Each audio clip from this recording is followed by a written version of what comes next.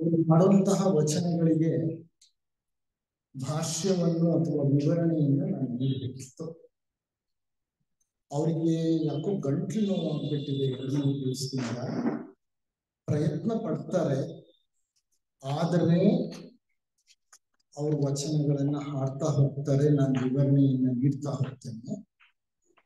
ಹಾಡಕ್ಕಾಗ್ಲಿಲ್ಲ ಅಂದ್ರೆ ಆ ವಚನಗಳನ್ನ ಓದಿ ಅದರ ವ್ಯಾಖ್ಯೆಯನ್ನ ನಾನೇ ನೀಡುವುದು. ಓಕೆ, ಇದು ಸರಿ ಇದೆಯಾ? ಮೈಕು ಕ್ಲಾರಿಟಿ ಇದೆಯಾ?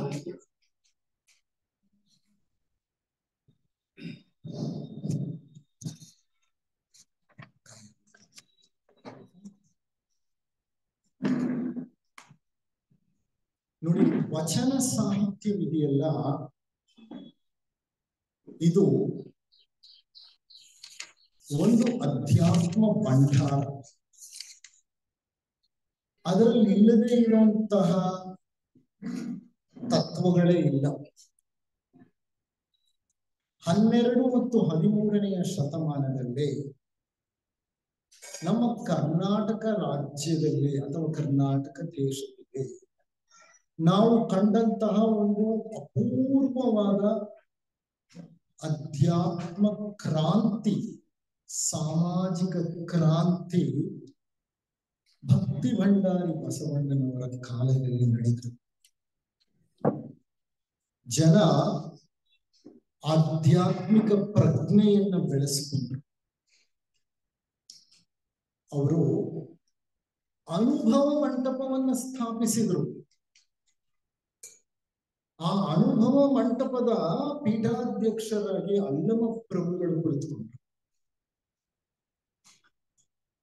ಅಲ್ಲಿ ಜಾತಿ ಮತ ವರ್ಗಗಳೆಂಬ ಭೇದಗಳನ್ನ ಮೀರಿದ ಶ್ರೋತೃ ವರ್ಗವಿತ್ತು. ಎಂತೆಂಥ ಜನ ವಚನಗಳನ್ನ ರಚಿಸಿದರು. ಅನುಭವ ಮಂಟಪದಲ್ಲಿ ಚಿಂತನೆಗಳಲ್ಲಿ ತೊಡಗಿಸಿಕೊಂಡ್ರು. ಗಮನಿಸಿ ನೋಡಿ, ನೀವು ನೋಡಿದ್ದೆ ಆದ್ರೆ ನಿಮ್ ಚಿತ್ರದುರ್ಗದ ಮಠ ಇದೆಯಲ್ಲ, ಮಠದ ಅಂಗಳವನ್ನ ಪ್ರವೇಶ ಮಾಡಿ ನೋಡಿ. ಅಲ್ಲಿ ಎಂತೆಂಥ ವಚನಕಾರರು: ಕುಂಬಾರ ಗುಂಡಯ್ಯ, ಆಯ್ದಕ್ಕಿ ನಾಗಮ್ಮ, ಅಂಬಿಗರ ಚೌಡಯ್ಯ, ಮೋಳಿಗೆ ಮಾರಯ್ಯ, ಸಿರಿಯಾಳ ಶೆಟ್ಟಿ. ಅಂದ್ರೆ ವರ್ತಕರು, ಅಂಬಿಗರು, ಕಮ್ಮಾರರು, ಕುಂಬಾರರು, ಚಮ್ಮಾರರು, ಅಗಸರು, ಅಕ್ಕಸಾಲಿಗರು, ಅಕ್ಕಿ ಆರಿಸೋ ಕೆಲಸ ಮಾಡುವಂಥವರು, ರೈತರು, ವೈದ್ಯ ಸಂಕಣ್ಣ ಅಂತ ಒಬ್ಬ ವಚನಕಾರ ಬರ್ತಾನೆ. ನಿಮ್ಗೆ ಗೊತ್ತೋ ಇಲ್ವೋ? ವೈದ್ಯ ಸಂಕಣ್ಣ. ಇವರು ಸಮಾಜದ ನಾನಾ ವೃತ್ತಿಗಳನ್ನ ಅವಲಂಬಿಸಿ ಬದುಕ್ತಾ ಇದ್ದಂತಹ ಜನ. ಹೆಚ್ಚಾಗಿ ಆಧ್ಯಾತ್ಮಿಕ ಪ್ರಜ್ಞೆ ಇಲ್ಲದೆ ಇದ್ದಂತ ಜನ ಸಹ ಬಸವಣ್ಣನವರ ಸಂಪರ್ಕಕ್ಕೆ ಬಂದ ಮೇಲೆ ಆ ಅನುಭವ ಮಂಟಪದ ಚಿಂತನೆಗಳಲ್ಲಿ ಭಾಗವಹಿಸಿದ ನಂತರ ಉತ್ತಮ ದರ್ಜೆಯ ವಚನಗಳನ್ನು ಬರೆದರು. ಜೀವನವನ್ನು ಹಾಗೆ ಮಾಡಿದರು. ಅಂತ ವಚನಗಳಲ್ಲಿ ಅಡಗಿರುವ ಅತ್ಯುನ್ನತ ಅಧ್ಯಾತ್ಮ ಭಂಡಾರವನ್ನ ಸ್ವಲ್ಪ ಮಟ್ಟಿಗೆ ಹೊರತೆಗೆದು ನಿಮ್ಮ ಮುಂದೆ ಇಡುವಂತಹ ಒಂದು ಪ್ರಯತ್ನ ಇದು. ಮೊದಲನೆಯ ವಚನವನ್ನ ಅವರು ಹಾಡ್ತಾರೆ.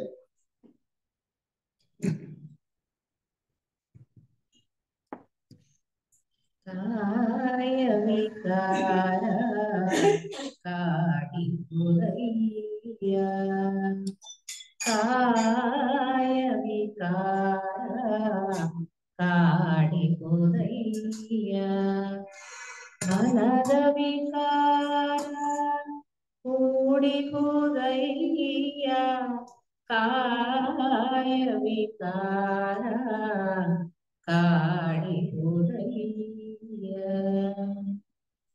ಇಂದ್ರಿಯ ವಿಕಾರ ಸುಳಿವುರಯ್ಯ,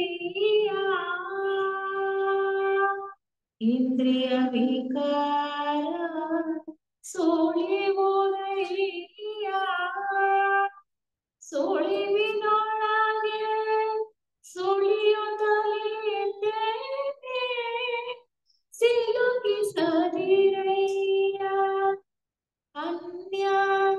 ಚಿತ್ತದಲ್ಲಿರಿಸಾಡಿರಯ್ಯ ನಿಮ್ಮ ಚಿತ್ತದಲ್ಲಿರಿಸಯ್ಯ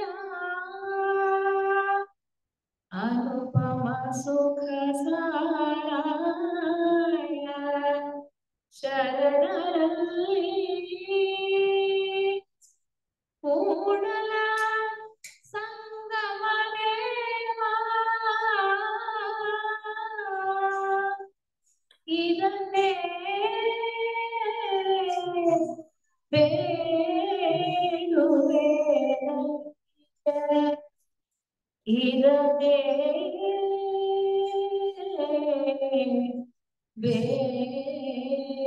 ಬೇಡುವೆನಯ್ಯ ಕಾಯ ವಿಕಾರ ಕಾಡಿಹುದಯ್ಯ ಮನದ ವಿಕಾರ ಕೂಡಿಹುದಯ್ಯ ಕಾಯ ವಿಕಾರ ಕಾಡಿಹುದಯ್ಯ ಕಾಡಿಹುದಯ್ಯ ಕಾಡಿಹುದಯ್ಯ.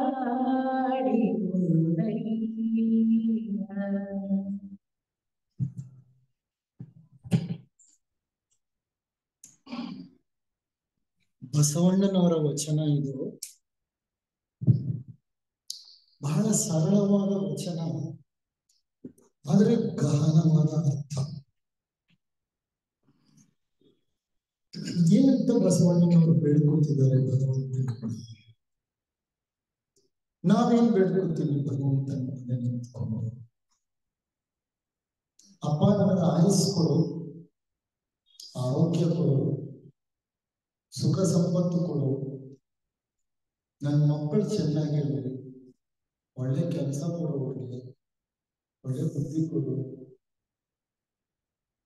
ಒಂದು ಮದುವೆ ಆಗಲಿ, ಮೊಮ್ಮಕ್ಕಳಾಗಲಿ, ಮೊಮ್ಮಕ್ಕಳು ಮಕ್ಕಳಾಗಲಿ, ಮದುಮಕ್ಕಳಾಗಲಿ, ನಾನು ಸಹಸ್ರ ಚಂದ್ರನ ದರ್ಶನ ಮಾಡ್ತೇನೆ. ನಮ್ದು ಏನೇನು ಬೇಡಿಕೆಗಳಿರುತ್ತೆ, ಎಲ್ಲ ಸ್ವಾರ್ಥ ಭಗವಂತನ ಮುಂದೆ ನಿಂತ್ಕೊಂಡು ಕೇಳೋದು. ಆತ್ಮನ ಅಭಿವೃದ್ಧಿಯನ್ನ ನಾವು ಕೇಳಲ್ಲ. ನಾವು ಕೇಳೋದು ಪದಾರ್ಥ ಪ್ರಪಂಚವನ್ನು ಬೇಡ್ಕೊತೇವೆ. ಎಷ್ಟು ಪದಾರ್ಥಗಳನ್ನು ಬೇಡ್ಕೊತೇವೆ, ಎಷ್ಟು ಪದಾರ್ಥಗಳನ್ನ ಅನುಭವಿಸಿದ್ರು ಭಗವಂತ ಏನು ಕೊಡದೇ ಏನಿಲ್ಲ. ಆತ ಎಷ್ಟು ಕೊಟ್ಟರು ಆ ದಾಹ ಮಾತ್ರ ಕಡಿಮೆ ಆಗ್ತಾನೆ ಇಲ್ಲ. ಇನ್ನಷ್ಟು ಬೇಕು, ಮತ್ತಷ್ಟು ಬೇಕು, ಮಗದಷ್ಟು ಬೇಕು ಅಂತ ಬೇಕುಗಳ ಒಂದು ದೊಡ್ಡ ಸರಮಾಲೆಯನ್ನ ಸೃಷ್ಟಿ ಮಾಡ್ಕೊಂಡು. ಆದ್ರೆ ಬಸವಣ್ಣನವರು ಏನ್ ಕೇಳ್ತಾರೆ ನೋಡಿ, ಕಾಯ ವಿಕಾರ ಕಾಡುವುದಯ್ಯ. ಆಕಾರ ವಿಕಾರ ಆಪೋಸಿಟ್ ವರ್ಡ್ಗಳು. ವಿಕಾರ ಅಂತಂದ್ರೆ ಶರೀರದಲ್ಲಿ ಅದೇ ಯಾವುದೇ ಶರೀರ ಇರ್ಬೋದು, ಸ್ಥೂಲವಿರಬಹುದು, ಸೂಕ್ಷ್ಮ. ಓಕೆ, ಶರೀರದಲ್ಲಿ ಉತ್ಪತ್ತಿಯಾಗುವಂತಹ ವಿಕಲ್ಪಗಳು ಕಾಯ ವಿಕಾರ ಕಾಡುವುದಯ್ಯ. ಈ ಶರೀರ ವಿಕಲ್ಪಗಳನ್ನ ಸೃಷ್ಟಿ ಮಾಡ್ತಿದೆ. ಈ ಶರೀರ ನನಗೆ ಅದು ಬೇಕು ಇದು ಬೇಕು ಅಂತ ಬೇಡ್ತಾ ಇದೆ. ಮನದ ವಿಕಾರ ಕೂಡಿಹುದಯ್ಯ. ಮನಸ್ಸು ಸಹ ಎಷ್ಟೋ ರೀತಿಯ ವಿಕಲ್ಪಗಳಿಗೆ ಈಡಾಗಿದೆ. ನೀವು ಕೇಳಿರ್ಬೋದು ಪತಂಜಲಿಗಳ ಒಂದು ಮಹಾವಾಕ್ಯ, ಯೋಗ ಚಿತ್ತವೃತ್ತಿ ನಿರೋಧ. ಚಿತ್ತದಲ್ಲಿ ಉತ್ಪತ್ತಿಯಾಗುವ ವೃತ್ತಿಗಳನ್ನ ನಿರೋಧಿಸುವುದೇ ಯೋಗ. ಅಂದ್ರೆ ಚಿತ್ತದಲ್ಲಿ, ಮನಸ್ಸಿನಲ್ಲಿ ವೃತ್ತಿ ಅಂದ್ರೆ ಆಲೋಚನೆಗಳು, ಭಾವನೆಗಳು ಉತ್ಪತ್ತಿ ಆಗಬಾರ್ದು. ಮನಸ್ಸು ಸಂಪೂರ್ಣ ಮೌನಕ್ಕೆ ಹೋಗ್ಬೇಕು, ವಿಮುಕ್ತವಾಗಬೇಕು ಆಲೋಚನೆ ಭಾವನೆಗಳಿಂದ. ಇವ್ರೇನ್ ಹೇಳ್ತಿದ್ದಾರೆ ಬಸವಣ್ಣನವರು, ನನ್ನ ಮನಸ್ಸಿನಲ್ಲಿ ಸಹ ವಿಕಾರ ಕೂಡಿಹುದಯ್ಯ. ಬಸವಣ್ಣನವರಿಗೆ ಕಾಯ ಅಂದ್ರೆ ಸ್ಥೂಲ ಶರೀರ ಮನೋಶರೀರದಲ್ಲಿ ವಿಕಲ್ಪಗಳು ಉತ್ಪತ್ತಿ ಆಗ್ತಿದೆ ಅಂದ್ರೆ ನಮ್ಮಂತವರ ಪರಿಪಾಠ ಏನಿರ್ಬೇಕು? ಅಷ್ಟು ಬೆಳೆದ ವ್ಯಕ್ತಿನೇ ಪರಮಾತ್ಮನ ಬಳಿ ಕುಳಿತುಕೊಂಡು ಕೇಳ್ಕೊಳ್ತಾ ಇದ್ದಾನೆ, ಅಪ್ಪ ನನಗೆ ನನ್ನ ಶರೀರ ನನ್ನ ಮನಸ್ಸು ಸಾಕಷ್ಟು ವೃತ್ತಿಗಳನ್ನ ಉತ್ಪತ್ತಿ ಮಾಡ್ತಿದೆ, ಇಂದ್ರಿಯ ವಿಕಾರ ಸುಳಿವುದಯ್ಯ. ಇಂದ್ರಿಯಗಳು ವಿಕಾರ ಸೃಷ್ಟಿ ಮಾಡ್ತಿದೆ, ಸುಳಿವಿನೊಳಗೆ ಸುಳಿಯುತ್ತಲಿದ್ದೇನೆ, ಸಿಲುಕಿಸದಿರಯ್ಯ ಅಪ್ಪ. ಸಾಕಾಗಿದೆ ನನಗೆ. ಈ ಚಿತ್ತವು ವೃತ್ತಿಗಳನ್ನ ಸೃಷ್ಟಿ ಮಾಡುತ್ತೆ, ಶರೀರವು ವಿಕಲ್ಪಗಳನ್ನ ಸೃಷ್ಟಿ ಮಾಡುತ್ತೆ, ಇಂದ್ರಿಯಗಳು ನನ್ನ ಗೋಳ್ಕೊಳ್ತಾ ಇದೆ, ನನಗೆ ಸಾಕಾಗಿದೆ, ನನ್ನನ್ನ ದಯವಿಟ್ಟು ಈ ಸಂಸಾರದಲ್ಲಿ ಸಿಲುಕಿಸಬೇಡಪ್ಪ, ಅನ್ಯ ಚಿತ್ತದಲ್ಲಿ ಇರಿಸದಿರಯ್ಯ, ನಿಮ್ಮ ಚಿತ್ತದಲ್ಲಿ ಇರಿಸಯ್ಯ. ಸದಾ ಇನ್ನೊಬ್ಬರ ಬಗ್ಗೆ, ಮತ್ತೊಬ್ಬರ ಬಗ್ಗೆ, ಮಗನೊಬ್ಬರ ಬಗ್ಗೆ ಮಾಡುವ ಆಲೋಚನೆಗಳಿಂದ ನನ್ನನ್ನ ವಿಮುಖಗೊಳಿಸಿ ನನ್ನ ಮನಸ್ಸನ್ನ ನನ್ನ ಚಿತ್ತದಲ್ಲಿ ಇರಿಸುವಂತೆ ಮಾಡಯ್ಯ. ಹೌದಲ್ವ? ಸದಾ ನಾವು ಮಾಡೋ ಆಲೋಚನೆಗಳು ನಮಗ್ ಸಂಬಂಧಪಟ್ಟಿದ್ದ, ಬೇರೆಯವ್ರಿಗೆ ಸಂಬಂಧಪಟ್ಟಿದ್ದ? ನಮ್ಮ ಸ್ವಾರ್ಥಕ್ಕೆ ಸಂಬಂಧಪಟ್ಟಿದ್ದು. ಆದರೆ ಸದಾ ನಾವು ಆಲೋಚನೆ ಮಾಡೋದು ಅವನ್ ಹಂಗ ಅಂದ್ಬಿಟ್ಟ, ಇವನ್ ಹಿಂಗ ಅಂದ್ಬಿಟ್ಟ, ಆತ ಅವಮಾನ ಮಾಡ್ಬಿಟ್ಟ, ಈತ ಸೇಡ್ ತೀರ್ಸ್ಕೊಂಡ್ಬಿಟ್ಟ, ಆತ ನನ್ ದುಡ್ಡು ಕಿತ್ಕೊಂಡ್ಬಿಟ್ಟ, ಈತ ನನಗೆ ಅಪಮಾನ ಮಾಡಿದ, ಆತ ಅವಮಾನ. ಇದೇ ಅಂದ್ರೆ ನನ್ನ ಚಿತ್ತದಲ್ಲಿ ನನ್ನ ಮನಸ್ಸನ್ನ ಬೆರೆಸುವಂತೆ ಮಾಡು ಕೂಡಲ ಸಂಗಮ ದೇವ, ಇದನ್ನೇ ಬೇಡುವೆನಯ್ಯ.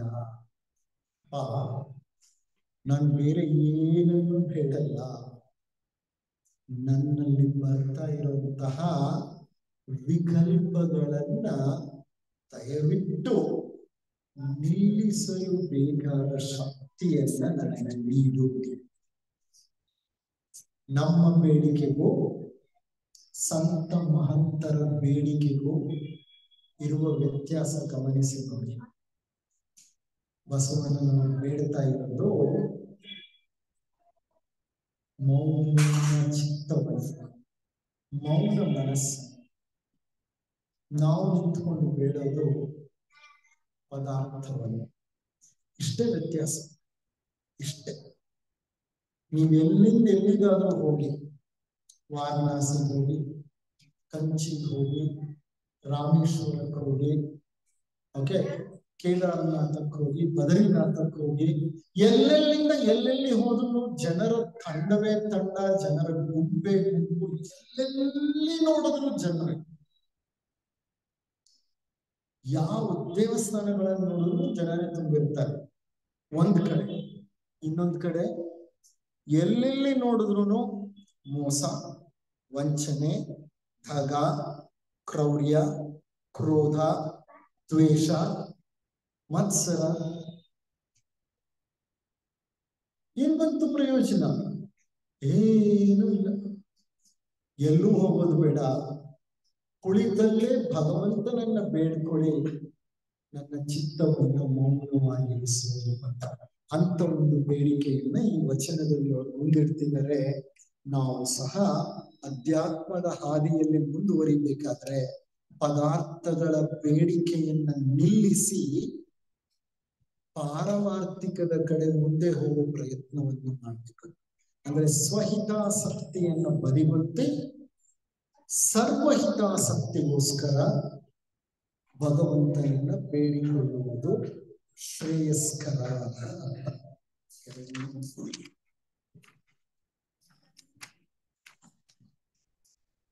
ಈಗ ಎರಡನೆಯ ವಚನ,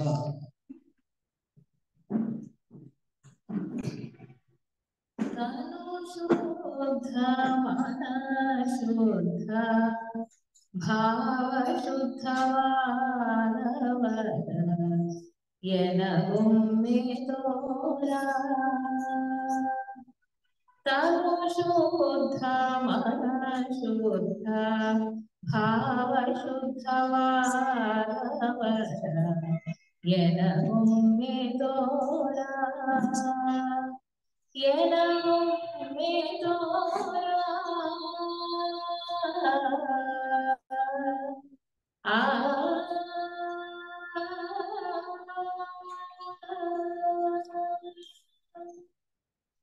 ನಡೆಯಲ್ಲಿ ಸದಾಚಾರ ನುಡಿಯಲ್ಲಿ ಶಿವರಾಮ ನಿತ್ಯ ಶುದ್ಧವಾದವರ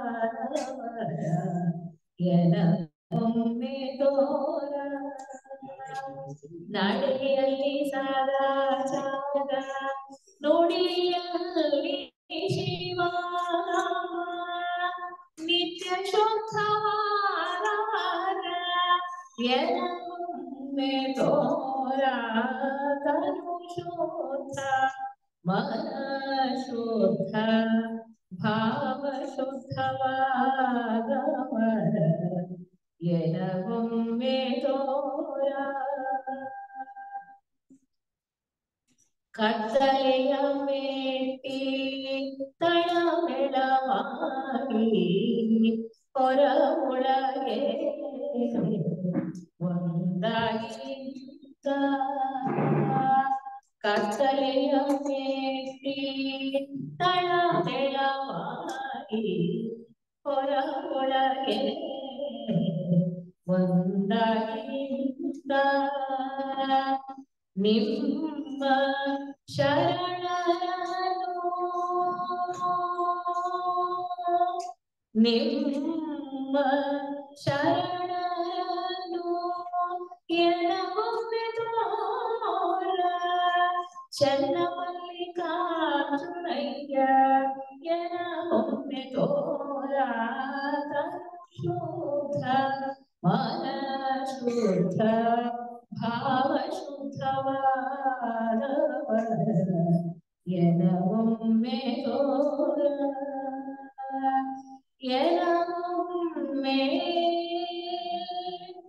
ತೋರ.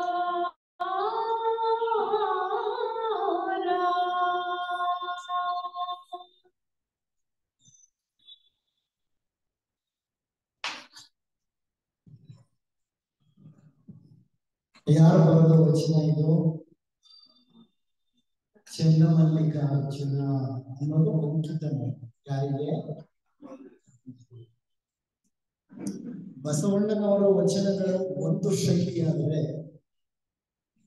ಅಕ್ಕಮಹಾದೇವಿಯವರು ಮತ್ತೊಂದು ಶೈಲಿ, ಪ್ರಭುದೇವರದು ಮತ್ತೊಂದು ಶೈಲಿ. ಪ್ರಭುದೇವರ ವಚನಗಳಂತೂ ಬಹಳ ಗಂಭೀರವಾದ ವಚನಗಳು, ಆಳವಾದಂತ ಅರ್ಥ ಇರುತ್ತೆ, ಉನ್ನತ ಅಧ್ಯಾತ್ಮ ತತ್ವಗಳು. PhD ಇದ್ದಂಗೆ ಅದು. ಯಾರ್ದು?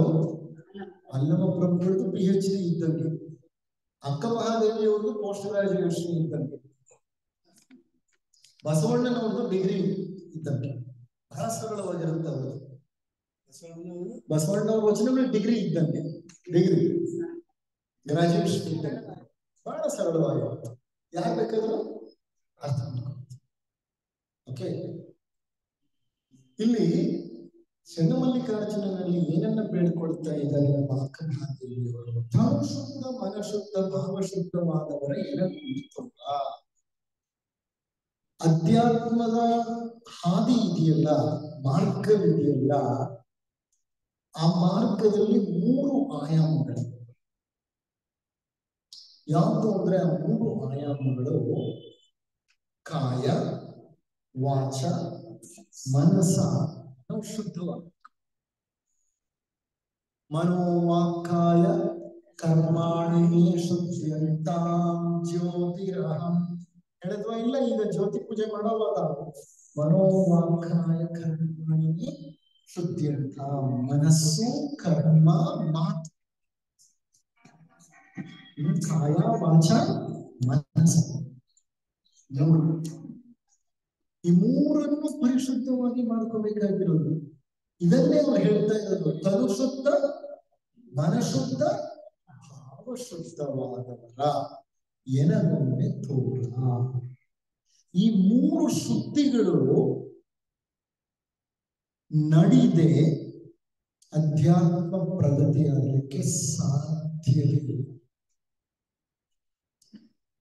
ಎಲ್ಲ ಧರ್ಮಗಳಲ್ಲೂ ಎಲ್ಲ ಮಾರ್ಗಗಳಲ್ಲೂ ಈ ಪ್ಯೂರಿಫಿಕೇಶನ್ ಅಂತಂದ್ರೆ ಸಂಸ್ಕರಣೆ ನಡಿಲೇಬೇಕು. ಇದ್ದೇ ಇದೆ.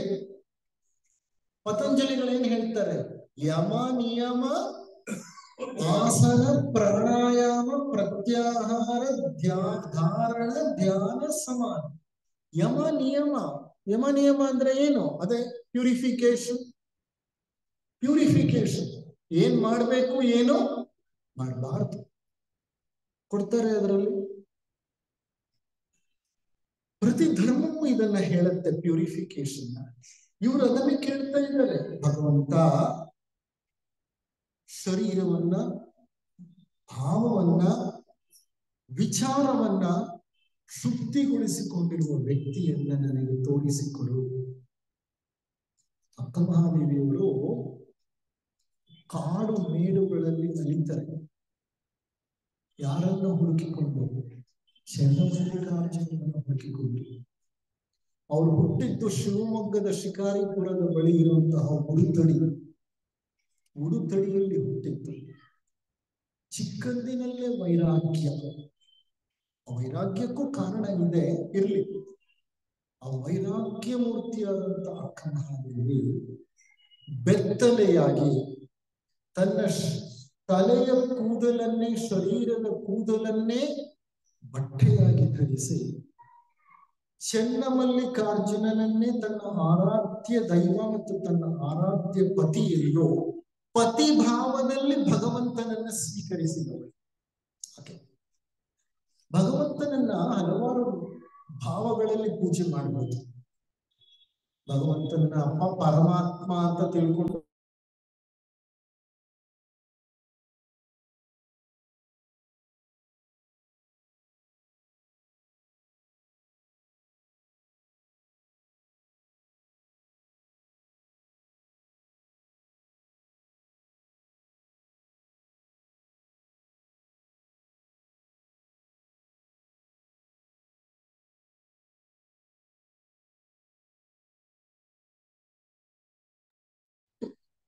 ಚನ್ನಮಲ್ಲಿಕಾರ್ಜುನ ತನ್ನ ಆರಾಧ್ಯ ದೈವ ಮತ್ತು ಪತಿ ಅಂತ ಸ್ವೀಕರಿಸಿ ಅದರ ಸಾಕ್ಷಾತ್ಕಾರವನ್ನು ಮಾಡಿಕೊಳ್ಳಲಿಕ್ಕಾಗಿ ಕಾಡು ನೀಡುಗಳಲ್ಲಿ ಆ ಕಾಲದಲ್ಲಿ ಬೆತ್ತಲೆಯಾಗಿ ಈ ಒಂದು ಹೆಣ್ಣು ವಿರಕ್ತ ಮೂರ್ತಿ ಅಲಿತಾಳೆ.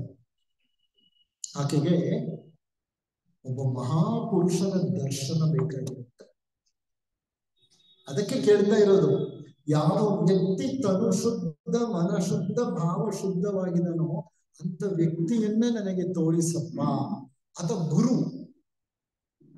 ಯಾರು ಗುರು?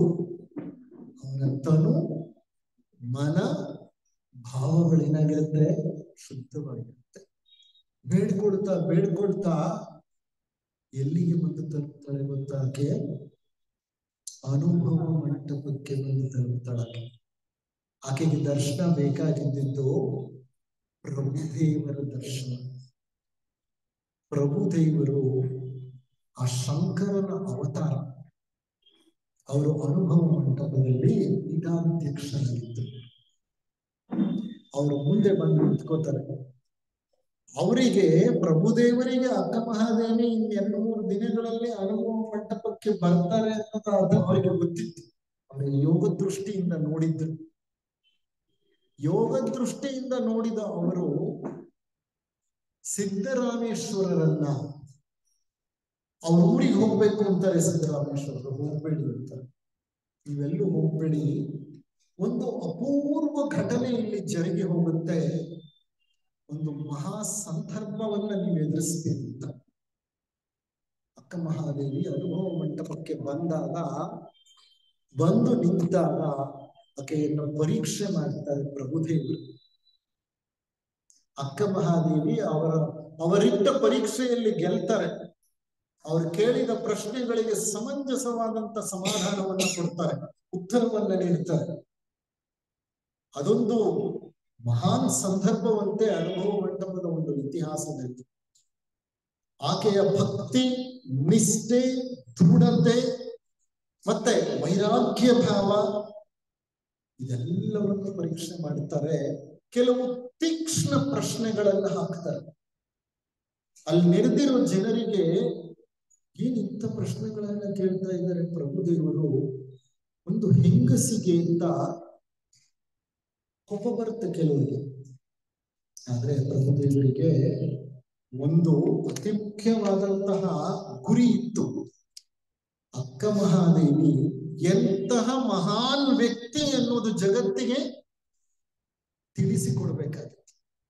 ಹಾಗಾಗಿ ಅವರು ಅಂತ ಪರೀಕ್ಷೆಯನ್ನು ಮಾಡ್ತಾರೆ. ಇಲ್ಲಿ ಈಗ ಅವ್ರು ಕೇಳ್ತಾ ಇರೋದೇನೆಂದ್ರೆ, ಚೆನ್ನಮಲ್ಲಿಕಾರ್ಜುನ ಅಂತ ಒಬ್ಬ ವ್ಯಕ್ತಿಯನ್ನ ನನಗೆ ತೋರಿಸು, ನಡೆಯಲ್ಲಿ ಸದಾಚಾರ, ನುಡಿಯಲ್ಲಿ ಶಿವಾಚಾರ, ನಿತ್ಯ ಶುದ್ಧವಾದವರ ಎನಗೊಮ್ಮೆ ತೋರ. ಅವರ ನಡೆ ಹೇಗಿರ್ಬೇಕು? ಅವರ ನಡೆಯಲ್ಲಿ ಸದಾಚಾರವಿರ್ಬೇಕು. ನುಡಿ ಹೇಗಿರ್ಬೇಕು? ಮಾತು ಬಾಯಿ ತೆಗೆದ್ರೆ ಶಿವನಾಮವೇ ಹೊರಗೆ ಬರಬೇಕು. ನಿತ್ಯ ಶುದ್ಧವಾಗಿರ್ಬೇಕು. ಅಂತಹ ವ್ಯಕ್ತಿಯ ಪರಿಚಯವನ್ನ ಮಾಡಿಕೊಡು. ಕತ್ತಲೆಯ ಮೆಟ್ಟಿ ಕಳವಳವಾಗಿ ಹೊರ ಒಳಗೆ ಒಂದಾಗಿ ನಿಂತ ನಿಮ್ಮ ಶರಣರನ್ನು ಎನಗೊಮ್ಮೆ ತೋರ. ಎಂತ ಒಬ್ಬ ಶರಣರನ್ನು ನನಗೆ ತೋರಿಸಿದ್ರೆ, ಯಾವ ವ್ಯಕ್ತಿ ಕತ್ತಲೆಯನ್ನ ಮೆಟ್ಟಿ ನಿಂತಿದ್ದಾನೆ. ಕತ್ತಲೆ ಅಂದ್ರೆ ಏನು? ಅಜ್ಞಾನ. ನಮ್ಮೊಳಗೆ ತುಂಬಿರೋದೇ ಅಜ್ಞಾನ. ಆ ಅಜ್ಞಾನವೆಂಬ ಕತ್ತಲೆಯನ್ನ ಧೈರ್ಯವಾಗಿ ಜ್ಞಾನದ ಖಡ್ಗದಿಂದ ಮೆಟ್ಟಿ ನಿಂತು ಒಳ ಹೊರಗು ಒಂದಾದ. ಒಳ ಹೊರಗೆ ಒಂದಾಗೋದು ಯಾರಿಗೆ? ಯಾವ ವ್ಯಕ್ತಿಗಳಲ್ಲಿ ಒಳ ಹೊರಗೆ ಒಂದಾಗಿರುತ್ತೆ? ಅಂತರಂಗ ಬಹಿರಂಗಗಳು ಎರಡು ಯಾರಿಗೆ ಒಂದಾಗಿರುತ್ತೆ ಹೇಳಿ? ಯಾರಿಗೆ ಕಪಟವಿಲ್ವೋ, ಯಾರು ಮುಗ್ಧರೋ, ಯಾರು ಸುಸಂಸ್ಕೃತರೋ, ಯಾರು ಧಾರ್ಮಿಕರೋ ಅಂಥವರಿಗೆ. ಮಕ್ಕಳಲ್ಲಿ ಹೊರಗೆ ಹೊರಗೆ ಅನ್ನೋ ವ್ಯತ್ಯಾಸ ಇರಲ್ಲ. ಮುಗ್ಧ ಮಕ್ಕಳು ಅವರು, ಕಾರಣ ಅವರಲ್ಲಿ ಕಪಟ ಇಲ್ಲ. ಹೌದಾ ಇಲ್ವೋ? ಸಂತರಲ್ಲಿ, ಸಾಧುಗಳಲ್ಲಿ ಅಂತರಂಗ ಬಹಿರಂಗಗಳಿರಲ್ಲ. ಎರಡು ಒಂದಾಗ್ಬಿಟ್ಟಿರುತ್ತೆ.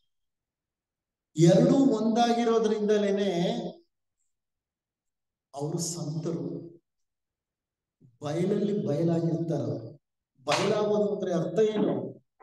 ಬಯಲಾಗೋದು ಅಂದ್ರೆ ಮತ್ತೊಂದೇನು ಅಲ್ಲ, ಒಳ ಹೊರಗೆ ಅನ್ನೋ ಭೇದ ಇಲ್ಲದೆ ಇರೋದು. ಒಳಗಡೆ ಒಂದಿಟ್ಕೊಳ್ಳೋದು, ಹೊರಗಡೆ ಮತ್ತೊಂದು ಹೇಳೋದು. ಕಂಡಿದ್ದೀರಾ ಇಲ್ವ ನೀವು? ನಡೆಯಲ್ಲಿ, ನುಡಿಯಲ್ಲಿ ಒಂದು ತಾಳವೂ ಇಲ್ಲ, ಒಂದು ಮೇಳವೂ ಇಲ್ಲ, ಒಂದು ಅಲೈನ್ಮೆಂಟೇ ಇಲ್ಲ. Total disconnect. Total disconnect. ಹೇಳೋದೊಂದು ಮಾಡೋದೊಂದು. ಸೊ ಅಂತಹ ಒಳ ಹೊರಗನ್ನ ಮೀರಿದ, ಅಂತರಂಗ ಬಹಿರಂಗಗಳನ್ನು ಮೀರಿದಂತಹ ಕಪಟವಿಲ್ಲದ ಮುಗ್ಧವಾದ ಮಹಾ ಒಬ್ಬ ವ್ಯಕ್ತಿಯನ್ನ ನನಗೆ ಪರಿಚಯ ಮಾಡಿಕೊಡು. ಅಂತ ವ್ಯಕ್ತಿಯೇ ಅಂತ ಪ್ರಭುಗಳು ಅವರ ಪರಿಚಯವನ್ನು ಚೆನ್ನಮಲ್ಲಿಕಾರ್ಜುನ ಮಾಡಿಕೊಡ್ತಾನೆ. ಅಂತ ಒಂದು ಸಂದರ್ಭ ಬರುತ್ತೆ.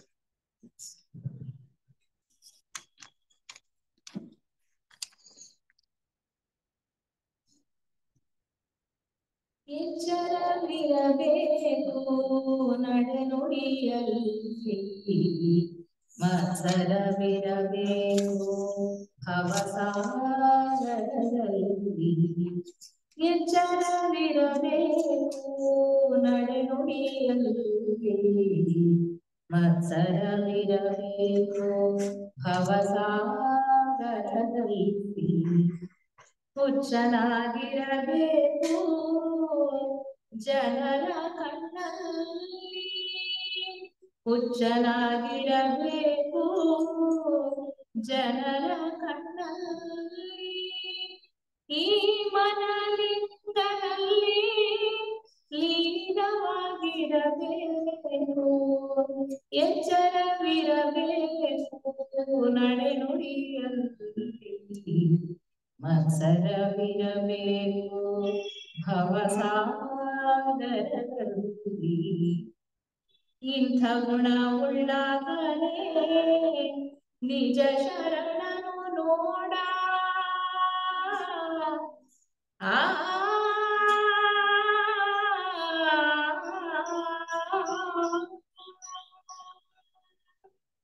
ಇಂಥ ಗುಣವುಳ್ಳಾಗಲೇ ನಿಜ ಶರಣನು ನೋಡ ಅಖಂಡೇಶ್ವರ ಅಖಂಡೇಶ್ವರ ಅಖಂಡೇಶ್ವರ ಅಖಂಡೇಶ್ವರ ಎಚ್ಚರವಿರಬೇಕು ನಡೆನುಡಿಯಲ್ಲಿ ಮತ್ಸರವಿರಬೇಕು ಭವಸಾಗರದಲ್ಲಿ ಮತ್ಸರವಿರಬೇಕು ಮತ್ಸರವಿರಬೇಕು ಭವಸಾಗರದಲ್ಲಿ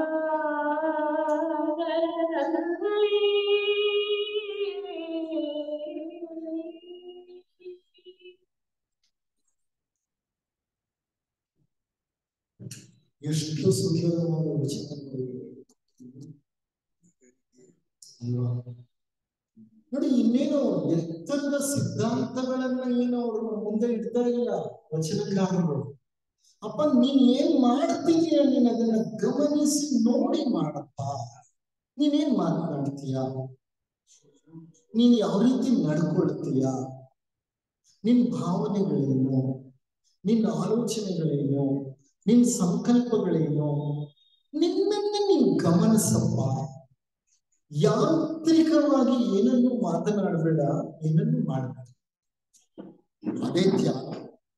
ಧ್ಯಾನ ಅಂದ್ರೆ ಮತ್ತೇನು ಅಲ್ಲ, ನಾವೇನು ಮಾಡ್ತೀವೋ ಅದನ್ನ ಎಚ್ಚರವಾಗಿ ಮಾಡೋದು.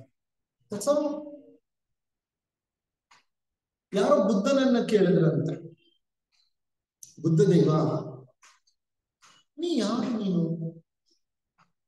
ದೇವರ? ಬುದ್ಧದೇವ ಹೇಳ, ಇಲ್ಲ, ನಾನು ದೇವರಲ್ಲ. ಬುದ್ಧ, ಹಾಗಾದ್ರೆ ನೀನು ದೇವತೆಯ? ಇಲ್ಲ, ನಾನು ದೇವತೆಯಲ್ಲ. ಬುದ್ಧ, ನೀನು ಯಕ್ಷನ? ಇಲ್ಲ, ನಾನು ಯಕ್ಷನಲ್ಲ. ಬುದ್ಧ, ಹಾಗಾದ್ರೆ ನೀನು ಯಾರು? ಈ ಪ್ರಶ್ನೆ ಮೊದಲೇ ಕೇಳಬೇಕಾಗಿತ್ತು. ನೀನೇನ್ ಕೇಳಿದೆ? ನೀನು ದೇವರ, ದೇವತೆಯ, ಯಕ್ಷನ? ಇದೆಲ್ಲ ಕೇಳೋ ಬದಲು ಯಾವ ಪ್ರಶ್ನೆ ಕೇಳಬೇಕಾಗಿತ್ತು? ಬುದ್ಧ, ನೀನು ಯಾರು? ಇಲ್ವಾ? ಇರ್ಲಿ, ನಾ ಹೇಳ್ತೀನಿ ನೋಡು. ನಾನು ಎಚ್ಚರಗೊಂಡವನು. ಬುದ್ಧ ಹೇಳಿದ್ದೇನು? ನಾನು ಎಚ್ಚರಗೊಂಡವನು. ಜಗವೆಲ್ಲ ಮಲಗಿರಲು ತಾನೊಬ್ಬನಿದ್ದ. ಯಾರು? ಎಚ್ಚರ ಬಂದ್ಬಿಡ್ತ ತನಗೆ. ಅವನ ಜೀವನದಲ್ಲೇ ಎಂತಹ ಎಚ್ಚರ ಅಂದ್ರೆ ಅದು ಮತ್ತೆಂದು ಆತ ಎಚ್ಚರ ತಪ್ಪದವನೇ ಅಲ್ಲ. ಭಗವಂತನ ಸಾಕ್ಷಾತ್ಕಾರ ಮಾಡಿಕೊಳ್ಳಲಿಕ್ಕಾಗಿ, ಸತ್ಯವನ್ನು ಪರಿಶೋಧಿಸಲಿಕ್ಕಾಗಿ ಮಧ್ಯರಾತ್ರಿಯಲ್ಲಿ ಎದ್ದವನು ಅರಮನೆಯನ್ನು ಬಿಟ್ಟು ಹೊರಟೆ. ಅಷ್ಟ ವೈಭೋಗಗಳು, ಚಕ್ರವರ್ತಿಯ ಮಗ, ಮುಂದೆ ಸಾಮ್ರಾಟ್ ಅಂತ ಅನ್ನಿಸಿಕೊಳ್ಳುವಂಥವನು, ಮುದ್ದಾದ ಮಗು ರಾಹುಲ, ಪ್ರಿಯ ಹೆಂಡತಿ ಯಶೋಧರೆ. ಒಮ್ಮೆ ಹೋಗಿ ಅಂತಃಪುರದಲ್ಲಿ ಯಶೋಧರೆಯ ಪಕ್ಕದಲ್ಲಿ ರಾಹುಲ ಮಲಗಿರ್ತಾನೆ. ಅವರಿಬ್ಬರ ಮುಖವನ್ನು ನೋಡಿ ಹೊರಟೇ ಬಿಟ್ಟ. ಎಲ್ಲವನ್ನೂ ತ್ಯಜಿಸಿ ಹೊರಟು ಬಿಟ್ಟ. ಅದು ಅಧ್ಯಾತ್ಮದ ಮಾರ್ಗ. ತ್ಯಜಿಸಿ ಹೊರಡುವುದು ಅಧ್ಯಾತ್ಮದ ಮಾರ್ಗ, ನಿವೃತ್ತಿ ಮಾರ್ಗ. ಅದು ದ ಪಾತ್ ಆಫ್ ರಿನನ್ಸಿಯೇಷನ್ ಅಂತೀವಿ, ಪಾತ್ ಆಫ್ ರಿಲಿಂಕ್ವಿಶ್ಮೆಂಟ್ ಅಂತೀವಿ ನಾವು. Relinquishing everything, resigning and retiring everything. ಆ ಮಾರ್ಗವನ್ನು ಹಿಡಿದು ಹೋಗುವುದೇ ಅಧ್ಯಾತ್ಮದ ಮಾರ್ಗ. ಅದನ್ನೇ ಇಲ್ಲಿ ಹೇಳ್ತಾ ಇರೋದು ಇವರು. ಈ ವಚನಕಾರ ನನಗೆ ಅಖಂಡೇಶ್ವರ ಅನ್ನೋ ಅಂಕಿತನಾಮ ಯಾವ ವಚನಕಾರನಿಗೂ ಅಂತ ನೆನಪಾಗ್ತಿಲ್ಲ. ಷಣ್ಮುಖ ಸ್ವಾಮಿ ಶಿವಯೋಗಿಗಳು, ಷಣ್ಮುಖ ಶಿವಯೋಗಿಗಳಂತೆ ಅಖಂಡೇಶ್ವರ ನನಗೆ ನೆನಪಿರಲಿಲ್ಲ. ಹಿಂದೆ ಒಮ್ಮೆ ಓದಿದ್ದೇವೆ ವಚನಗಳಲ್ಲಿ ಬಹಳ ಹಿಂದೆ. ಇಲ್ಲಿ ಈ ಅಖಂಡೇಶ್ವರ ಅನ್ನುವಂತಹ ಅಂಕಿತನಾಮವನ್ನು ಇಟ್ಕೊಂಡಿರುವಂತಹ ವಚನಕಾರ ಏನ್ ಹೇಳ್ತಾ ಇದ್ದಾರೆ ಅಂದ್ರೆ, ಎಚ್ಚರವಿರಬೇಕು ನಡೆನುಡಿಯಲ್ಲಿ, ಮತ್ಸರವಿರಬೇಕು ಭವಸಾಗರದಲ್ಲಿ. ಭವಸಾಗರ ಅಂದ್ರೆ ಸಂಸಾರ. ಸಂಸಾರದ ಬಗ್ಗೆ ಮತ್ಸರ ಇರಬೇಕು. ನಮಗೇನಿದೆ ಸಂಸಾರದಲ್ಲೇ ಮತ್ಸರ ಅಲ್ಲ. ಸಂಸಾರದ ಬಗ್ಗೆ ಇರೋದು ನಮಗ್ ಸಂಸಾರದ ಬಗ್ಗೆ ಅತೀವ ವ್ಯಾಮೋಹ ಇದೆ. ಆದ್ರೆ ಅವ್ರು ಹೇಳ್ತಿರೋದೇನು, ಒಂದು ಮಟ್ಟದ ಮತ್ಸರ ಬೆಳೆಸ್ಕೊಪ್ಪ, ಸಾಕು ಈ ಸಂಸಾರ ಅಂತ. ಹುಚ್ಚನಾಗಿರಬೇಕು ಜನರ ಕಣ್ಣಲ್ಲಿ. ಜನರ ಕಣ್ಣಲ್ಲಿ ಹೇಗಿರ್ಬೇಕಂದ್ರೆ ದೊಡ್ಡ ಪ್ರಸಿದ್ಧ ವ್ಯಕ್ತಿ ಅಂತೆ ಅಲ್ಲ, ಜನರ ಕಣ್ಣಿಗೆ ನಾನು ಏನಾಗಿರ್ಬೇಕು, ದೊಡ್ಡ ಹುಚ್ಚ. ಗಮನಿಸಿ ನೋಡಿ, ಅವಧೂತರೆಲ್ಲ ಹುಚ್ಚರಿದ್ದ ಹಾಗೆ ಇದ್ದದ್ದು. ಅವಧೂತರು ಯಾರು? ಅವಧೂತರು ಶಿರಡಿ ಸಾಯಿಬಾಬಾ. ಎಷ್ಟೋ ಜನ ಅವ್ರನ್ನ ಹುಚ್ಚರು ಅಂತಲೇ ಅಂದದ್ದು. ಸಾಕ್ರೆಟಿಸ್ ಹೇಗಿದ್ದ? ಜನ ಅವನು ಕಲ್ಲೊಡಿತಿದ್ರು ಸಾಕ್ರೆಟಿಸ್ಗೆ, ಇವನೊಬ್ಬ ದೊಡ್ಡ ಹುಚ್ಚ ಅಂತ. ಹೆಂಡತಿನೇ ಬೈತಿದ್ರು 3 ಹೊತ್ತು, ದೊಡ್ಡ ಹುಚ್ಚ ಅಂತ. ಓಕೆ, ಮಹಾನ್ ದಾರ್ಶನಿಕರು ಬದುಕಿದ ರೀತಿ, ಅವಧೂತರು ಬದುಕಿದ ರೀತಿ ಇದು. ಯಾಕೆ ಆ ರೀತಿ ಸಂಸಾರದಲ್ಲಿ ಹುಚ್ಚರಾಗಿರ್ಬೇಕು ಅಂತಂದ್ರೆ, ಸಾಧನೆ ಜರುಗೋದು ಜನರಿಂದ ದೂರ ಇದ್ದಾಗ, ಆ ರೀತಿ ಇದ್ದಾಗ. ನಂತರ ಹುಚ್ಚನಾಗಿರಬೇಕು ಜನರ ಕಣ್ಣಲ್ಲಿ, ಈ ಮನ ಲಿಂಗದಲ್ಲಿ ಲೀನವಾಗಿರಬೇಕು. ಈ ಮನಸ್ಸು ಸದಾ ಲಿಂಗದಲ್ಲಿ. ಶರಣ ಸಾಹಿತ್ಯದಲ್ಲಿ ಅಂಗ ಲಿಂಗ ಅಂತ ಬರುತ್ತೆ. ಅಂಗಲಿಂಗ. ಅಂಗ ಅಂದ್ರೆ ಈ ಸ್ಥೂಲ ಶರೀರ, ಲಿಂಗ ಅಂತ. ಅಂಗ ಅಂದ್ರೆ ಸ್ಥೂಲ ಶರೀರ ಅಥವಾ ಶರೀರ ನಾವು, ಲಿಂಗ ಅಂದ್ರೆ ಪರಮಾತ್ಮ. ಅಂಗಲಿಂಗ ಅಂದ್ರೆ ಜೀವ ಪರಮಾತ್ಮ, ಜೀವ ಮತ್ತೆ ಪರಮಾತ್ಮ. ಅದಕ್ಕೆ ಈ ಸಂಬಂಧ ಶರಣ ಸಾಹಿತ್ಯದಲ್ಲಿ ಬಹಳ ಸುಂದರವಾಗಿ ಹೇಳ್ತಾರೆ, ಈ ಮನ ಲಿಂಗದಲ್ಲಿ ಲೀನವಾಗಿರಬೇಕು. ಈ ಮನಸ್ಸು ಸದಾ ಪರಮಾತ್ಮನಲ್ಲಿ ಲೀನವಿರಬೇಕು. ಇಂಥ ಗುಣ ಇರುವನು ಮಾತ್ರವೇ ನಿನ್ನ ಶರಣನಾಗಲಿಕ್ಕೆ ಯೋಗ್ಯ ಅಂತ ಹೇಳ್ತಾರೆ. ಮೊದಲನೆಯ ಮತ್ತು ಎರಡನೆಯ ವಚನ ನಾವು ಭಗವಂತನನ್ನ ಏನು ಪ್ರಾರ್ಥಿಸಬೇಕು ಅಂತ ತಿಳಿಸಿದ್ರೆ, ಮೂರನೆಯ ವಚನ ನಮ್ಮನ್ನ ನಮ್ಮ ಪ್ರತಿನಿತ್ಯ ಜೀವನದಲ್ಲಿ ಇರಬೇಕಾದಂತ ಎಚ್ಚರವನ್ನ ಕುರಿತು ಹೇಳಿದೆ. ಬುದ್ಧ ಮರಣ ಹೊಂದುವಾಗ ಸುತ್ತಲೂ ಶಿಷ್ಯರು ಕುಳಿತಿದ್ರು. ಬುದ್ಧ ಮರಣ ಹೊಂದಿದ್ದು ಕುಶಿನಗರದ ಹೊರವಲಯದಲ್ಲಿ. ಮರಣ ಹೊಂದುವಾಗ ಶಿಷ್ಯರು ಕೊನೆಯಲ್ಲಿ ಕೇಳ್ತಾರೆ, ಗುರುಗಳೇ, ನೀವು ನಮ್ಮನ್ನ ಬಿಟ್ಟು ಹೊರಟು ಹೋಗ್ತಿದ್ರಿ, ನಿಮ್ಮ ಕೊನೆಯ ಸಂದೇಶ ಏನು? ಈ ಜಗತ್ತು ಬಿಟ್ಟು ಹೋಗ್ಲಿಕ್ಕೆ ಮೊದಲು ನೀವು ಕೊನೆಯ ಬಾರಿ ನಮಗೆ ನೀಡೋ ಸಂದೇಶ ಅಪ್ಪ, ಎಚ್ಚರದಲ್ಲಿ. ಇದು ಬುದ್ಧನ ಕೊನೆಯ ಸಂದೇಶ. ಜಾಗೃತರಾಗಿರಿ. ನಡೀತಾ ಇರ್ತೀವಿ, ನಾವು ನಡೀತಿದೀವಿ ಅನ್ನೋದೇ ನಮಗ್ ಗೊತ್ತಿಲ್ಲ. ಮನೇನೂ ಸೇರ್ಬಿಟ್ಟಿರ್ತೀವಿ. ಮನೆ ಸೇರಿದ್ಮೇಲೆ ಯೋಚನೆ ಬರುತ್ತೆ, ನಡ್ಕೊಂಡ್ ಬಂದೆ ನಾನು, ಯಾವ ರಸ್ತೆ, ಎಲ್ಲಿ ತಿರುಗದೆ, ಹೆಂಗ್ ಬಂದೆ, ಏನೋ ಯೋಚನೆ.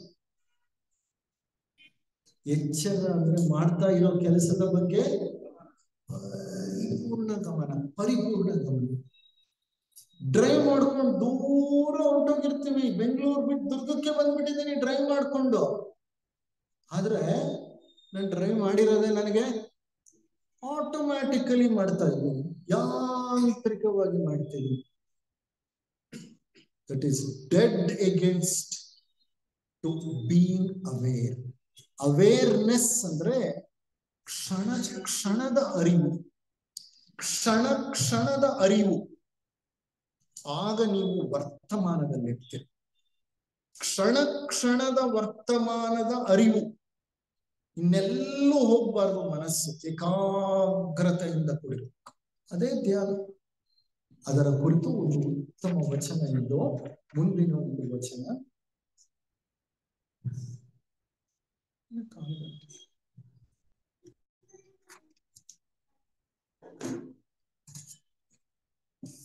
ಮರವಿದ್ದು ಫಲವೇನು ನೆರಳಿಲ್ಲದ ಮೇಲೆ, ಧನವಿದ್ದು ಫಲವೇನು ದಯವಿಲ್ಲದ ಮೇಲೆ. ಮರವಿದ್ದು ಫಲವೇನು ನೆರಳಿಲ್ಲದ ಮೇಲೆ, ಧನವಿದ್ದು ಫಲವೇನು ದಯವಿಲ್ಲದ ಮೇಲೆ. ಹಸುವಿದ್ದು ಫಲವೇನು ಹಯನವಿಲ್ಲದ ಮೇಲೆ.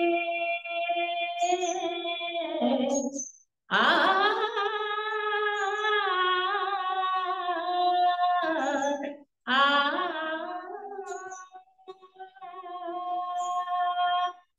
ಹಸುವಿದ್ದು ಫಲವೇನು ಹಯನವಿಲ್ಲದ ಮೇಲೆ. ರೂಪವಿದ್ದು ಫಲವೇನು ಗುಣವಿಲ್ಲದ ಮೇಲೆ. ರೂಪವಿದ್ದು ಫಲವೇನು ಗುಣವಿಲ್ಲದ ಮೇಲೆ. ಮರವಿದ್ದು ಫಲವೇನು ನೆರಳಿಲ್ಲದ ಮೇಲೆ. ಧನವಿದ್ದು ಫಲವೇನು ದಯವಿಲ್ಲದ ಮೇಲೆ. ಚನ್ನಮಲ್ಲಿಕಾರ್ಜುನ ದೇವ, ಚನ್ನಮಲ್ಲಿಕಾರ್ಜುನ ದೇವ, ಚನ್ನಮಲ್ಲಿಕಾರ್ಜುನ ದೇವ, ಚನ್ನಮಲ್ಲಿಕಾರ್ಜುನ ದೇವ.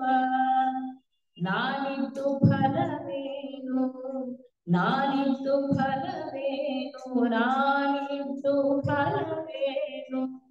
ನಿಮ್ಮ ಜ್ಞಾನವಿಲ್ಲದ ಮೇಲೆ, ನಿಮ್ಮ ಜ್ಞಾನವಿಲ್ಲದ ಮೇಲೆ. ಮರವಿದ್ದು ಫಲವೇನು ನೆರಳಿಲ್ಲದ ಮೇಲೆ. ಧನವಿದ್ದು ಫಲವೇನು ದಯವಿಲ್ಲದ ಮೇಲೆ. ಮರವಿದ್ದು ಫಲವೇನು ನೆರಳಿಲ್ಲದ ಮೇಲೆ. ಧನವಿದ್ದು ಫಲವೇನು ದಯವಿಲ್ಲದ ಮೇಲೆ.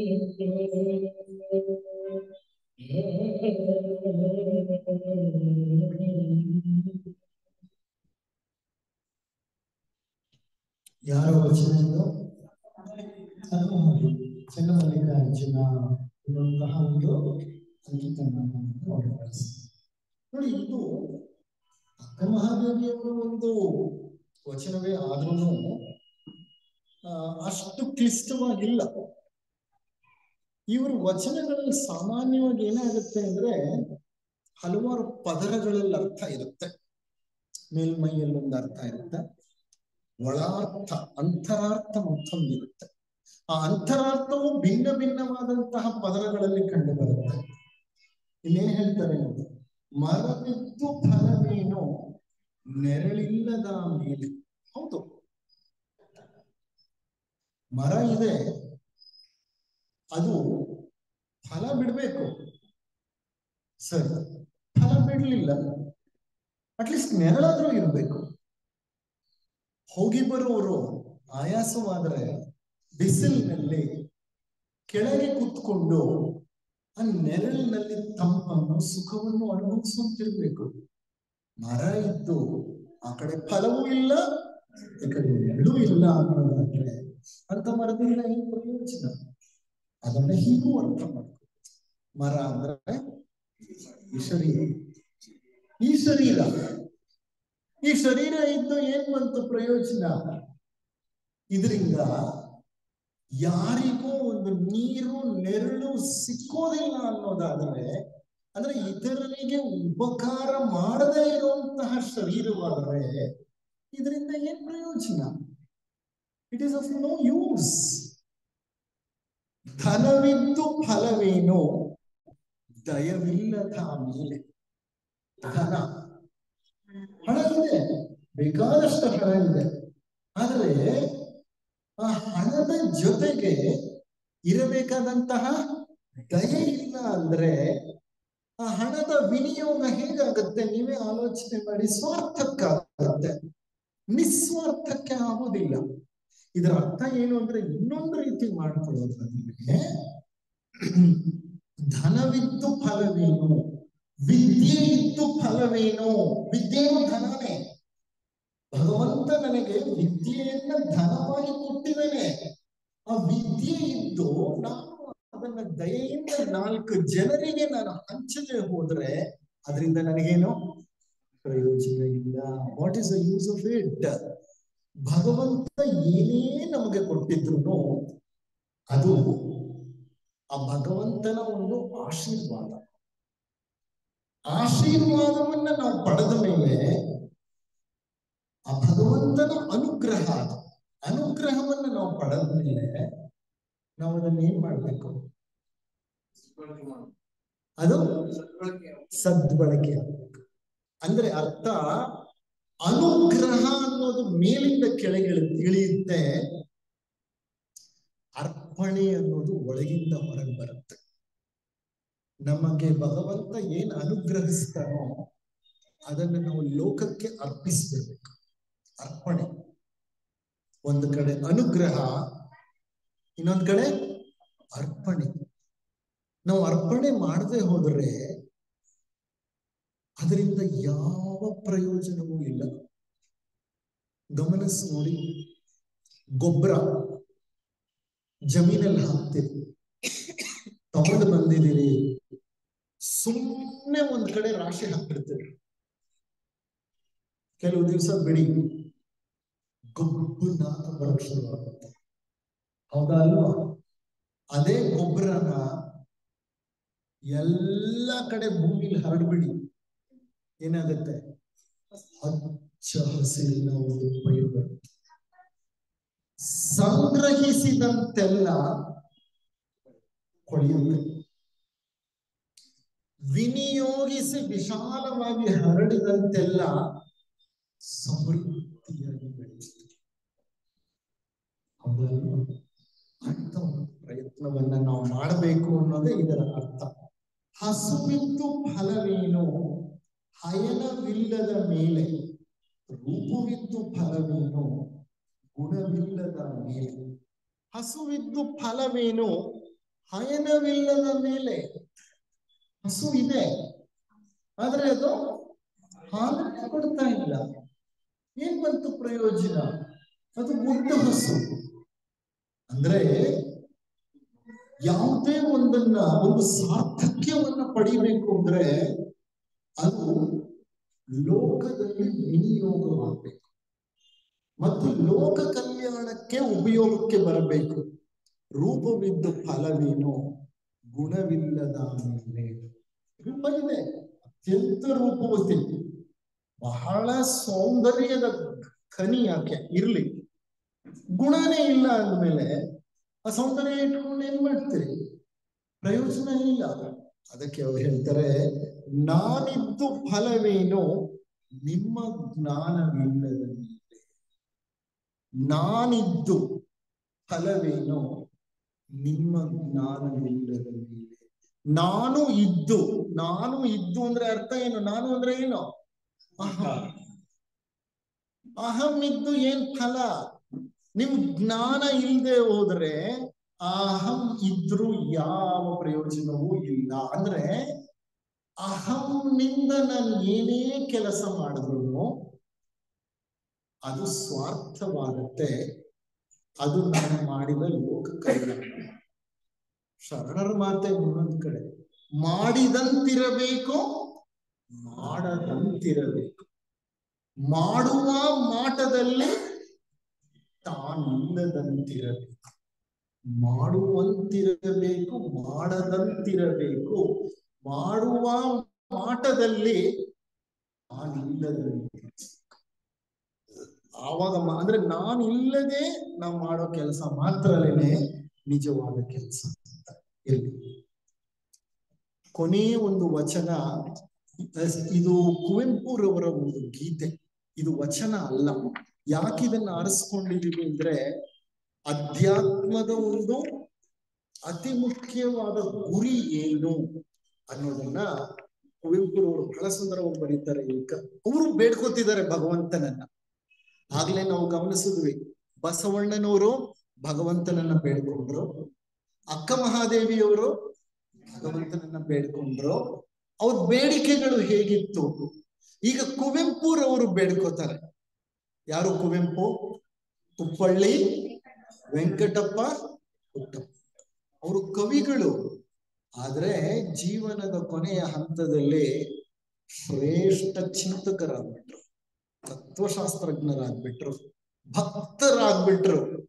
ರಾಮಕೃಷ್ಣ ಮಠದ ಶಿವಾನಂದ ಗುರುಗಳ ಸಂಪರ್ಕಕ್ಕೆ ಬಂದ್ರು. ಅಧ್ಯಾತ್ಮದಿಂದ ಬಹಳ ಉತ್ತೇಜನವನ್ನ ಪಡೆದ್ರು. ಅವರು ಆಗ ಬರೆದಂತಹ ಪುಸ್ತಕಗಳು ಬಹಳ ಸುಂದರವಾದಂತಹ ಪುಸ್ತಕ. ಇರ್ಲಿ, ಅವರೀಗ ಹಾಡ್ತಾರೆ ಈ ಒಂದು ಗೀತೆ. ವಿಕಸಿತ ಮಾಡೆನ್ನಂತರ್ಯವರು ಅಂತರ್ಯಾಮಿಯೇ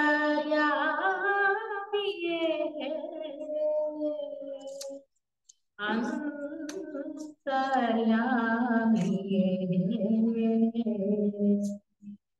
ವಿಕಸಿತ ಮಾಡೆನ್ನಂತರ್ಯವರು ಅಂತರ್ಯಾಮಿಯೇ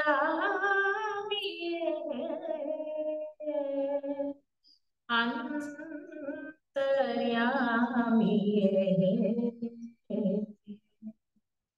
ನಿರ್ಮಲವಾಗಿರು ಉಜ್ವಲ ಮಾಡು, ನಿರ್ಮಲವಾಗಿರು ಉಜ್ವಲ ಮಾಡು, ಸುಂದರವಾಗಿರು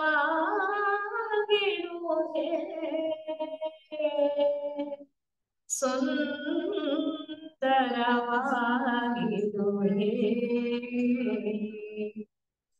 ವಿಕಸಿತ ಮಾಡೆನ್ನಂತರ್ಯವರು ಅಂತರ್ಯಾಮಿಯೇ ಅಂತರ್ಯಾಮಿಯೇ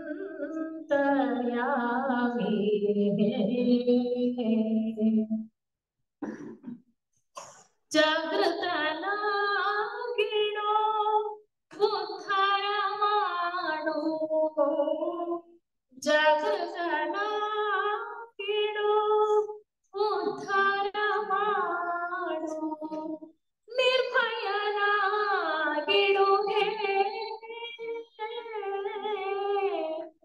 ನಿರ್ಭಯನಾಗಿರು ಸನ್ಮಂಗಳ ಕೊಡು ನಿರಾಲಸನಾಗಿರು, ಸನ್ಮಂಗಳ ಕೊಡು ನಿರಾಲಸನಾಗಿರು, ಮಹತೋ ಮಹೀಯನೇ ಮಹತೋ ಮಹೀಯನೇ ವಿಕಸಿತ ಮಾಡೆನ್ನಂತರ್ಯವರು ಅಂತರ್ಯಾಮಿಯೇ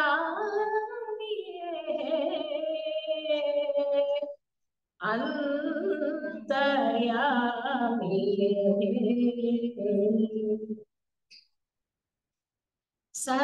ಸರ್ವಸಂಗವನ್ನು ಸಾರ್ಥಕ ಮಾಡು, ಸರ್ವಸಂಗವನ್ನು ಸಾರ್ಥಕ ಮಾಡು, ಮುಕ್ತಿಯ ಕೊಡು ನೀ ಅನಂತನೇ, ಮುಕ್ತಿಯ ಕೊಡು ನೀ ಅನಂತನೇ, ನಿನ್ನ ಚರಣದಿ ನಿಲ್ಲಿಸು ಚಿತ್ತವಾ, ನಿನ್ನ ಚರಣದಿ ನಿಲ್ಲಿಸು ಚಿತ್ತವಾ, ಅಂತರ್ಯಾಮಿಯೇ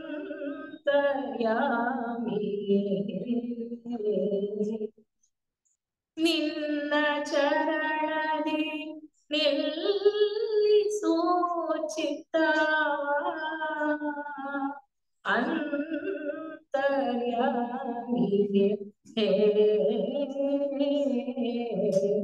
ವಿಕಸಿತ ಮಾಡೆನ್ನಂತರ್ಯವನು,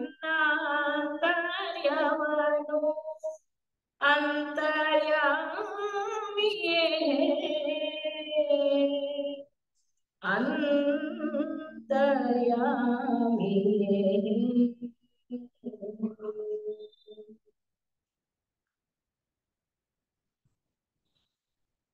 ಎಷ್ಟು ಸುಂದರವಾಗಿ ಬರೆದಿದ್ದಾರೆ. ಭಗವಂತನ ಮುಂದೆ ನಿಂತ್ಕೊಂಡು ಬೇಡಿಕೊಳ್ತಾ ಇರೋದು, ನನ್ನ ಹೃದಯವನ್ನ, ನನ್ನ ಆಂತರ್ಯವನ್ನ ವಿಸ್ತಾರಗೊಳಿಸಿ.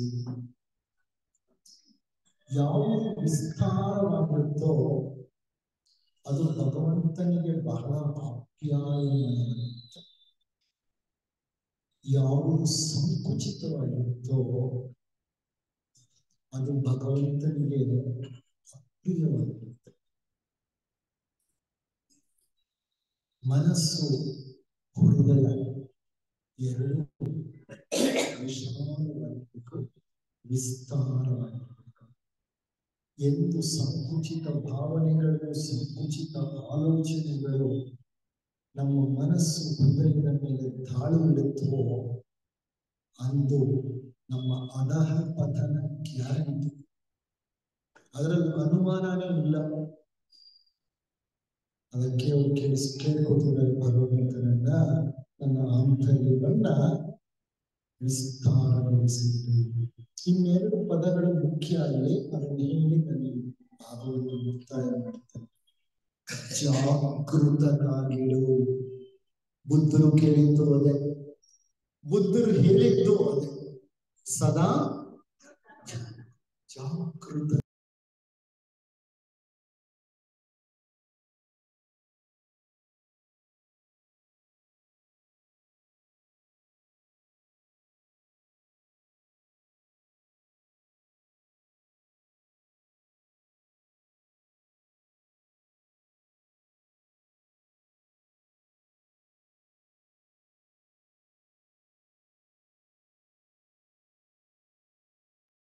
ಸಮತೋಲನದಲ್ಲಿರೋದು, ಸಮತೋಲನದಲ್ಲಿರೋದು ಅಂತ ಒಂದು ಮನಸ್ಸು, ಬೆಳೆದ ಮನಸ್ಸು. ಈಗ ಮುಂದಿನ ತಿಂಗಳು ಚಿತ್ರದುರ್ಗ ಲಾಡ್ಜ್ ಅವರೇನೆ ನಮ್ಮ ಫೆಡರೇಷನ್ ಕಾನ್ಫರೆನ್ಸ್ ನ ಮಾಡ್ತಾ ಇದ್ದಾರೆ. 21, 22, 23, 24 ಈ 3 ದಿವಸದ ಕಾನ್ಫರೆನ್ಸ್ ಥೀಮ್ ಏನ್ ಗೊತ್ತಾ? ಇದೆ ಸಮತ್ವ. ಅದೇ ಥೀಮ್, ಈಕ್ವಾನಿಮಿಟಿ. ಈಕ್ವಾನಿಮಿಟಿ, ಎಲ್ಲರೂ ಆ ಈಕ್ವಾನಿಮಿಟಿ ಬಗ್ಗೆನೆ ಮಾತಾಡೋದು 3 ದಿವಸ. ಮನಸ್ಸನ್ನ ಹೇಗೆ ಸಮತ್ವದಲ್ಲಿ ಇಟ್ಕೊಳ್ಳುತ್ತೆ ಅಂತ ಸಮತ್ವವನ್ನೇ ಅವ್ರು ಬೇಡ್ಕೊತಾ ಇರೋದು. ಕುವೆಂಪುರವರು ಅವ್ರು ಯಾವ ಆಭರಣಗಳನ್ನಾಗ್ಲಿ, ಆಸ್ತಿಯನ್ನಾಗ್ಲಿ, ಪಾಸ್ತಿಯನ್ನಾಗ್ಲಿ, ಕೀರ್ತಿಯನ್ನಾಗ್ಲಿ, ಬಿರುದು ಬಾವಳಿಗಳನ್ನಾಗ್ಲಿ ಕೇಳ್ಕೊತಾ ಇಲ್ಲ. ಅವ್ರು ಕೇಳ್ಕೊಳ್ತಾ ಇರೋದು ಭಗವಂತನನ್ನ ಜಾಗೃತನಾಗಿಡು, ಸ್ಥಿತಪ್ರಜ್ಞನಾಗಿಡು, ನನ್ನ ಮನಸ್ಸು ಹೃದಯಗಳನ್ನು ವಿಸ್ತಾರವಾಗುವಂತೆ. ವಿಸ್ತಾರವಾದ ಮನಸ್ಸು ಎಂತ ಮನಸ್ಸು ಗೊತ್ತಾ? ಎಂತ ಮನಸ್ಸು? ವಿಸ್ತಾರವಾದ ಮನಸ್ಸು. ಉದಾರ ಚರಿತಾನಾಂ ವಸುಧೈವ ಕುಟುಂಬಕಂ. ಏನ್ ಅರ್ಥ? ನಮ್ ಪಾರ್ಲಿಮೆಂಟ್ ಅಲ್ಲಿ ಹಾಕಿರೋ ಸ್ಟೇಟ್ಮೆಂಟ್ ಇದು. ಇಂಡಿಯನ್ ಪಾರ್ಲಿಮೆಂಟ್ ಮೇಲೆ ಎಲ್ರಿಗೂ ಕಾಣಂಗೆ ಬರ್ದಿರೋದು ಉದಾರ ಚರಿತಾನಾಂ ವಸುಧೈವ ಕುಟುಂಬಕಂ. ಯಾರು ಔದಾರ್ಯ ಅಂದ್ರೆ ವಿಸ್ತಾರವಾದ ಮನಸ್ಸನ್ನ ಹೃದಯವನ್ನ ಹೊಂದಿರ್ತಾರೋ ಅವರಿಗೆ ಈ ವಸುಧೆಯೇ ಕುಟುಂಬ. ವಸುಧೆ ಅಂದ್ರೆ ಏನು? ಭೂಮಿ. ಈ ಭೂಮಿ ಮೇಲೆ ಇರೋರೆಲ್ಲ ಒಂದೇ ಕುಟುಂಬದವರು. ಯಾರಿಗೆ? ವಿಶಾಲ ಮನಸ್ಸಿರೋರಿಗೆ. ಎಲ್ಲರೂ ಒಂದೇ ಅನ್ನುವಂತಹ ಭಾವವನ್ನ ಬೆಳೆಸ್ಕೊಂಡಿರ್ತಾರೆ ಅವರು. ನೋಡಿ, ಅಂಥ ಒಂದು ವಿಶಾಲವಾದ ಮನಸ್ಸೇ ಹೃದಯವೇ ಸಮತ್ವದ ಹೃದಯ ಮತ್ತು ಮನಸ್ಸು ಅಂತ ಹೇಳ್ತಾ ಈ ಒಂದು ಭಾಗವನ್ನು ಮುಕ್ತಾಯ ಮಾಡ್ತೇವೆ. ಎರಡನೆಯ ಉಪನ್ಯಾಸ ಇದು. ಈಗ ಪಾನೀಯ ವಿರಾಮವಿದೆ. ಸ್ವಲ್ಪ ಹೊತ್ತು ವಿರಾಮವನ್ನ ಹೊಂದಿ ಮತ್ತೆ ಎಷ್ಟು ಗಂಟೆಗೆ ಬರ್ಬೇಕು ಅಂತ ಅಂದ್ರೆ 5 ಆಗಿದೆ.